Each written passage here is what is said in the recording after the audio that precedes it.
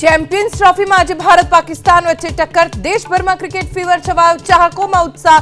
મેચને લઈ સટ્ટા બજાર ગરમ.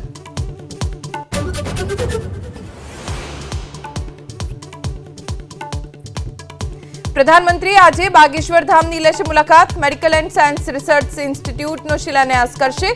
ભોપાલમાં ગ્લોબલ ઇન્વેસ્ટર્સ સમિટ 2025નું કરશે ઉદ્ઘાટન.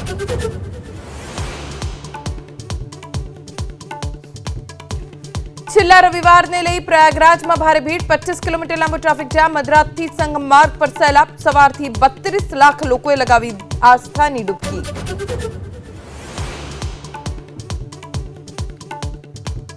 તોડપાણી કરનારાઓને ગૃહ રાજ્યમંત્રી હર્ષ સંઘવીની ચેતવણી. તોડબાદ સામે ન ઝૂકવા હાકલ. કોઈ તોડ કરવા આવે તો અડધી રાત્રે ફોન કરવા હર્ષ સંઘવીની છૂટ.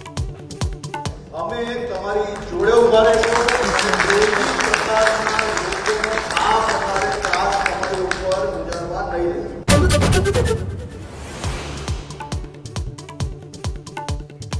થરાદ નગરપાલિકાને 1 કરોડ 29 લાખનું વીજ બિલ ભરવા ફટકારાઈ નોટિસ. મસમોટો વેરો ઉઘરાવતી પાલિકાના બિલ ભરવામાં ધાંધ્યા.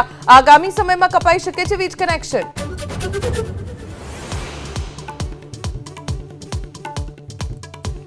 બોટાદના રાણપુર ધંધુકા રોડ પર બસ અને કાર વચ્ચે અકસ્માત. 1નું મોત, 4 લોકો ઈજાગ્રસ્ત. અકસ્માતથી લગ્ન પ્રસંગ ફેરવાયો માતમમાં.